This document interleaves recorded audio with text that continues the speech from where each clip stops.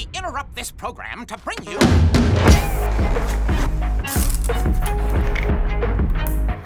Nice.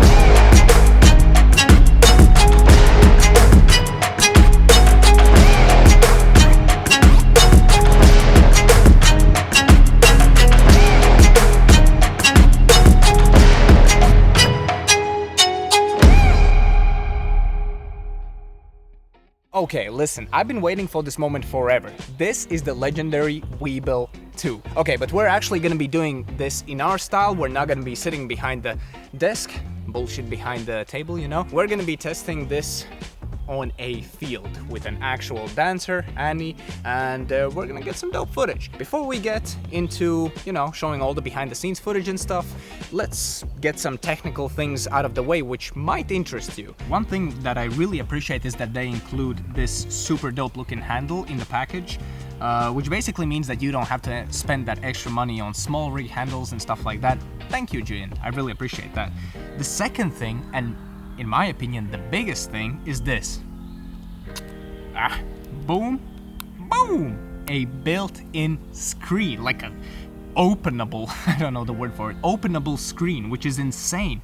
And actually the touchscreen works really, really well. The best thing is that you don't need to go into the app and change all the settings. You can do everything here. All the mode settings, the balance check, the advanced features, which is like time-lapse and stuff like that, which you can do if you put the transmitter here and stuff, and auto calibration, parameter settings, everything. So basically, when you take this out of the box, it just takes you 5 minutes to put in all the necessary settings and you're ready to roll.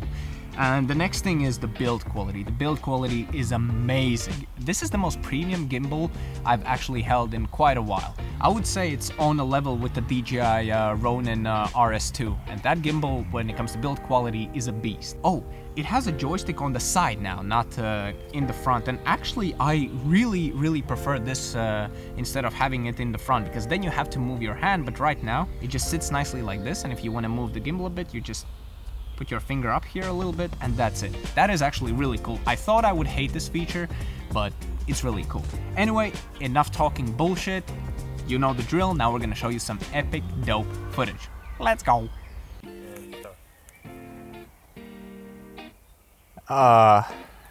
Yeah, lost my train of thought a little bit. Okay, so since Annie needs full concentration on this one, I'm not gonna be giving my commentary, but Rains is gonna get some really dope BTS shots, how you can see that, you know, I'm doing all these minimalistic moves with the gimbal. Let's see what's up. So far, what I've been really enjoying about this gimbal though is that it doesn't make any noise whatsoever. No motor noises, no nothing, just pure silence, and I really like that. I like the grip. It's not my favorite thing ever. I think the Ronin RSC2 grip is a little bit better, but this is still super solid, way better than the Weebill S. And yeah, it handles these kind of angles really, really nicely.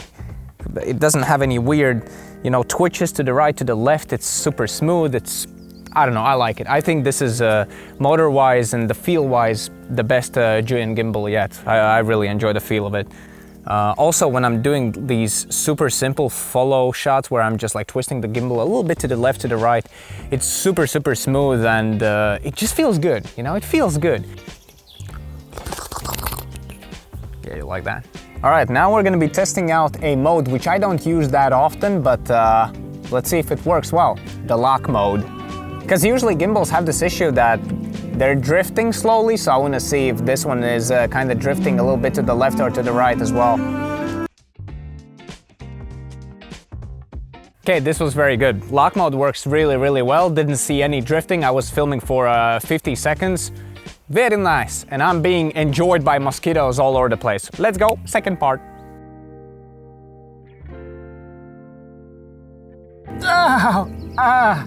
Like, I was filming and I felt just like 2 mosquitoes biting my ass. Oh my God. Wanna see something dope? Bam. In all 4 takes we took, each one was like a minute or something. It wasn't drifting at all to the left or to the right, and that's good. That's really good. This is actually partly why I never use lock modes, because I know that every single gimbal on the market, it can be Fagitech, DJI, every gimbal drifts a little bit to the left or to the right. So, good job, Zhiyun, good job. So now we're basically doing medium shots. This means I can add a little bit more movement, and I think I'm gonna be going pan follow mode for this one. Yeah. I'm doing something terrible. I'm increasing the shutter speed. Don't tell anyone.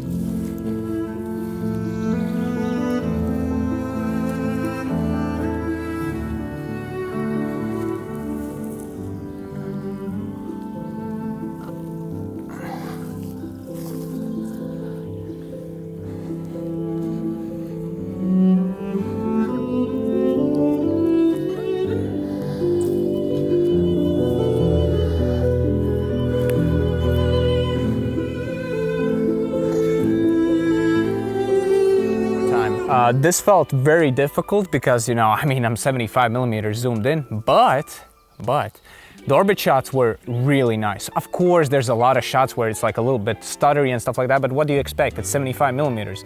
You ain't gonna get like freaking perfect shots all the time, but I'm really happy with this. Like, especially, I noticed that this was a game changer. When I move quickly to the right, it really smoothly stops. Like really, it smoothens out the movement.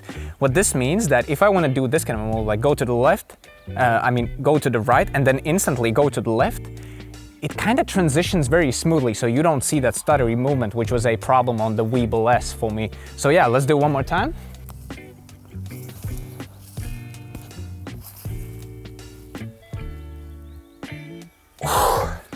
Okay, this was tough. I can feel that I'm getting very exhausted, but nonetheless, this was really good. Yeah, thoughts about the gimbal. I'm really happy with the gimbal. Throughout the whole filming session, there was only one time where it like was vibrating a little bit, and that was because I was putting it in this kind of a situation, and it was just like, anyway, like really uncomfortable. So that was my bad. But overall, orbit shots are really good both on the wide end and the long end, which is quite surprising because, you know, this is a pretty small gimbal. It's not a very small gimbal, but it's a very compact gimbal compared to the Ronin, Feijutech and whatnot. But yeah, it performed really well. I actually had it on like 30% battery at the start of the day, and now it's 20. I have no idea how. I don't know the battery life of this gimbal, haven't checked yet. I'm gonna put it on the screen here, but yeah, pretty insane that only 10% battery ran out, which is, what the hell? Yeah, overall thoughts so far, really good, and I cannot wait to test this out in dynamic environments, because at first I was planning for this to be like a chill kind of an you know, scenario where I just do a couple of slow orbit shots, slow lock shots or something like that, but in the end, as you saw, I was just running like a madman around Annie, and yeah, dynamic shots really good, orbit shots were amazing, the lock mode was outstanding, the best one I've seen on the market.